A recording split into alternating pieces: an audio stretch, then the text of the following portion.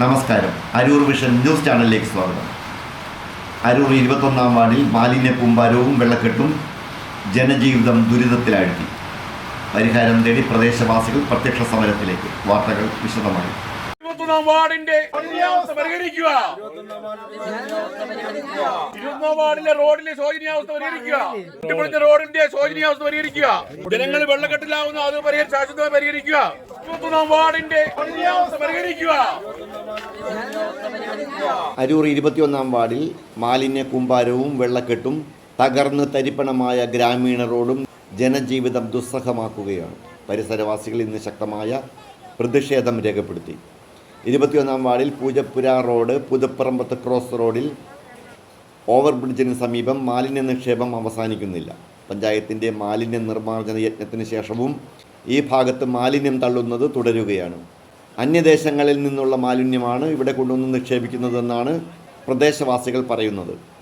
രഹസ്യമായ മാലിന്യ നിക്ഷേപത്തിന് സൗകര്യമുണ്ടെന്നതാണ് ഈ പ്രദേശത്ത് മാലിന്യം തള്ളുവാൻ സാമൂഹ്യ വിരുദ്ധർക്ക് പ്രിയങ്കരമാക്കുന്നത്.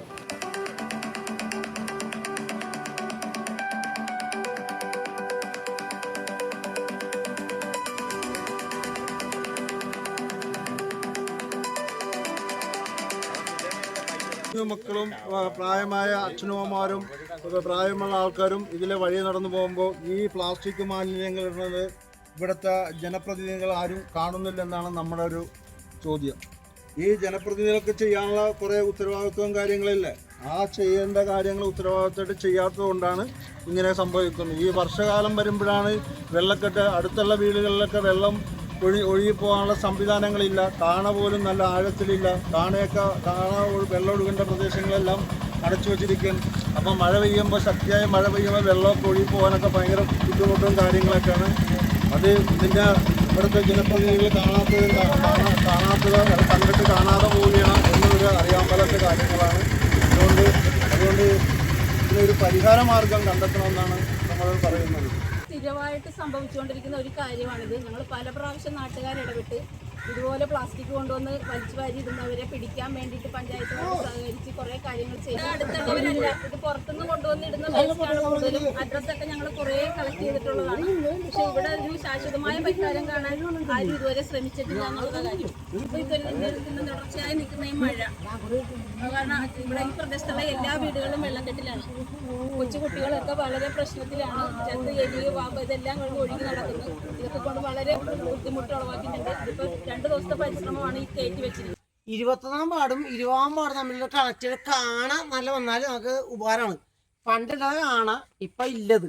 കാണാൻ സെറ്റപ്പേ വന്നാൽ നല്ല ഉപകാരം ഇതാണ്. ഇവിടെ 21-ാം വാർഡിന്റെ റെയിൽവേ ഓവർബ്രിഡ്ജിന് താഴെയുള്ള ഭാഗത്ത് മൊത്തം വേസ്റ്റുകൾ അടിഞ്ഞിട്ട് കുഞ്ഞുമക്കൾക്കും സ്കൂളിൽ പോകുന്ന കുട്ടികൾക്കും പ്രായമുള്ളവർക്കും ഒന്നും പോകാനും മറ്റും സാധിക്കുന്നില്ല. 2 വർഷത്തോളമായി ശാശ്വതമായ പരിഹാരം ഇതുവരെ കണ്ടിട്ടില്ല. പഞ്ചായത്തിന്റെ ഭാഗത്തുനിന്നായാലും 21-ാം വാർഡ് മെമ്പറുടെ ഭാഗത്തുനിന്നായാലും ബ്ലോക്ക് മെമ്പറായാലും എല്ലാ ഉൾപ്പെടുന്നവരുടെ എല്ലാവരുടെയും ഭാഗത്തുള്ള ഒരു വീഴ്ചയാണ് കാണുന്നത്. രാഷ്ട്രീയ ഭേദമന്യേ ജനകീയമായ കൂട്ടായ്മ ഒരു ഭാഗമായ ചെറിയ പ്രതിഷേധം മാത്രമാണ് ഇപ്പോൾ സംഘടിപ്പിച്ചിരിക്കുന്നത്. അപ്പൊ എന്തായാലും MLA ആയാലും വാർഡ് മെമ്പറായാലും ബ്ലോക്ക് മെമ്പറായാലും അത് അടിയന്തരമായിട്ട് ഇതിലൊരു ശാശ്വത പരിഹാരം അടിയന്തരമായിട്ട് കണ്ടെത്താനാണ്. അത് മാത്രമല്ല, നമ്മുടെ ഈ 21-ാം വാർഡിലേക്കുള്ള റോഡ് അതിന്റെ ദയനീയാവസ്ഥ, അവിടെ വള്ളങ്ങൾ ചേർത്താത്ത അവസ്ഥയിലാണ് ഇപ്പൊ. ബോട്ടിറക്കേണ്ട സമയം അതിക്രമിച്ചു കഴിഞ്ഞിരിക്കുന്നു. അതും അതിന്റെ ഒരു പരിഹാരവും ഇവിടെ കാണേണ്ടതാണ്. ഓവർബ്രിഡ്ജിന് സമീപമുള്ള തോട്ടിലൂടെയുള്ള നീരൊഴുക്ക് മാലിന്യ കൂമ്പാരം മൂലം നിലച്ചിരിക്കുകയായിരുന്നു. മുൻകാലങ്ങളിൽ വെള്ളക്കെട്ട് ഒഴിവാക്കാൻ ഉപകരിച്ചിരുന്ന തോട് കാലക്രമേണ മൂടിപ്പോവുകയും ചെയ്തതിനാൽ സമീപത്തുള്ള 5-ലധികം വീടുകൾ വെള്ളക്കെട്ടിനാൽ വലയുകയാണ്.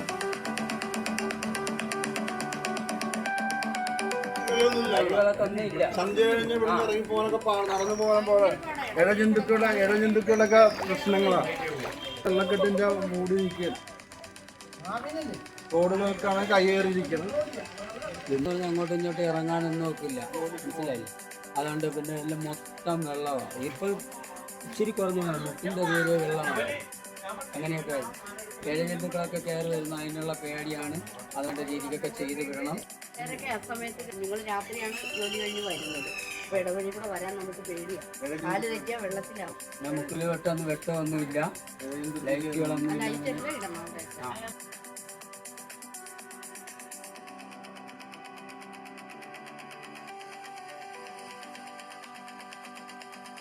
കൂടാതെ ദീർഘകാലമായി അറ്റകുറ്റപ്പണി നടക്കാതെ കിടക്കുന്ന കനകക്കുന്ന് പുതുപ്പറമ്പത്ത് ക്രോസ് റോഡ് ഇപ്പോൾ പൊട്ടിത്തകർന്ന് വെള്ളക്കെട്ടും കുഴിയുമായി ഗതാഗത യോഗ്യമല്ലാതായിരിക്കുകയുമാണ്.